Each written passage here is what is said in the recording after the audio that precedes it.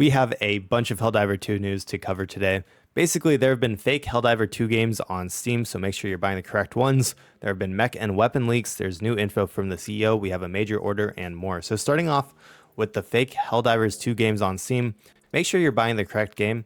Somehow, studios have been faking their games on Steam to look like Helldivers 2. They change like what it looks like. They change the title of the game, and it looks like you're buying Helldivers 2 when it's really a scam by someone. Make sure you're checking the correct number of reviews and make sure it's like over 150,000. I know people have gone scammed because these fake games have gone reviewed. So, make sure you're careful and make sure you buy the correct game. Arrowhead Studios did release like an official announcement in their Discord, and they basically said all the fake store pages now seem to have been taken down by Valve, who acted very swiftly after we reached out. We'll assess everything in due time, and a big thank you to anyone who DM'd them about it. But yeah, so there were like 2 or maybe 3 fake games who were being marketed as Helldivers 2, and they were absolute scams. So again, make sure you're careful what you're buying and make sure it's the real game, as you don't want to get scammed by these companies. And honestly, I mean, that's really scummy. I can't even believe that got through. It's good that Valve acted so quickly, but I hope that they, issue refunds for all the people who got scammed by that. So moving on, there have been hackers in game, which we've known about for a while, but now they've been able to drop mechs. So we've been getting a view at what the mech stratagems will look like probably in the coming days. And I've also seen an image of someone who dropped in a larger supply pack as well as one of the new stratagems that hackers have been dropping in. Additionally, if you're not careful and you accidentally get matched with one of these hackers, they can max out on samples for you. So that can be really bad if you actually want to enjoy the sample grind and enjoy the game for what it is. So if you do see it, you'll see that you get the many samples. I don't know if you can leave the game. I don't know if I think the samples are attributed to when you finish a mission. So be aware if you're playing with randoms and your sample numbers go up to 100 on all of them, just leave the game and I think you should be fine. I don't think that your sample numbers will be completely screwed up. Additionally, you can reach out to the team if this does happen to you and they will fix it. However, from what I've heard, it does take a little bit of time just because, they're so overwhelmed with everything going on right now. Additionally, we've had some weapon leaks that look pretty cool. We have an arc blitzer, which is a shotgun that blasts wide bursts of high voltage electricity, arcs between all units, enemies, or otherwise within range. Looks like a really fun shotgun. Hopefully it's better than some of the other shotguns that we have right now, like the incendiary one, the spray and pray. They're all not that good. Then we have a BX7 displacer pack, which basically it's a portable teleportation device which activates them once before the user would take a potentially fatal blow. Very, very cool. I'm sure I hope it doesn't teleport you too far, but it sounds like it could definitely be really cool depending on the cooldown on it as well.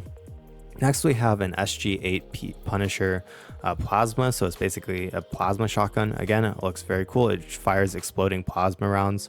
Hopefully it's better than the plas whatever gun in the game.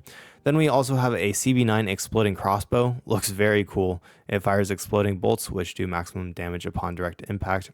Definitely, if this gun is usable, I'm going to be using this a ton because it looks so cool. Then we have the R36 Eruptor, which is a bolt action rifle which fires jet assisted shells that explode shrapnel in all directions upon impact. Not recommended for close quarters use. That gun looks absolutely sick as well. So all of their weapon designs look so cool. I cannot wait to see them in game, and hopefully we get our next war bond this month, and so we can get maybe a couple new weapons to mess around with. So moving on from the weapon leaks, on other news on Steam, Helldivers 2 has finally reached a very positive rating, which is very good to see because it was at mixed for a while there, and it was at mostly positive, and now it is at very positive. So that is great to see.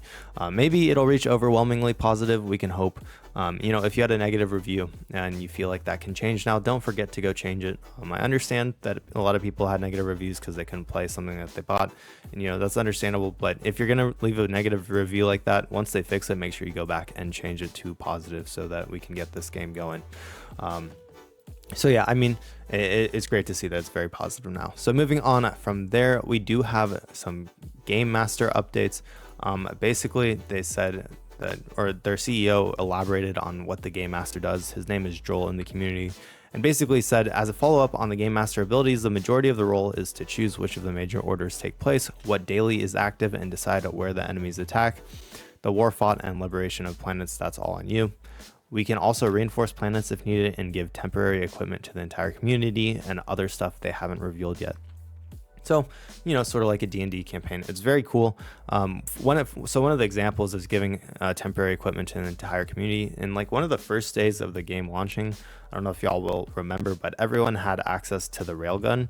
It was just like an extra stratagem that everyone had access to. So definitely seen it before. I haven't seen anything like that in a while now. So maybe they need to get on that and start giving stuff just for free every once in a while.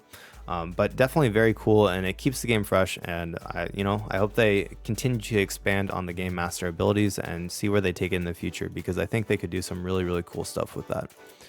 So moving on from the game master abilities, we have a new major order to liberate Veld for 45 medals. That is a lot more medals than we've gone in the past. Usually major orders are like 15. I like that they're increasing it to 45. I don't think that 15 medals is that much. I mean, that's 2 Helldive missions, which you could complete in like, 10 minutes. So 15 medals isn't enough. 45 is probably more.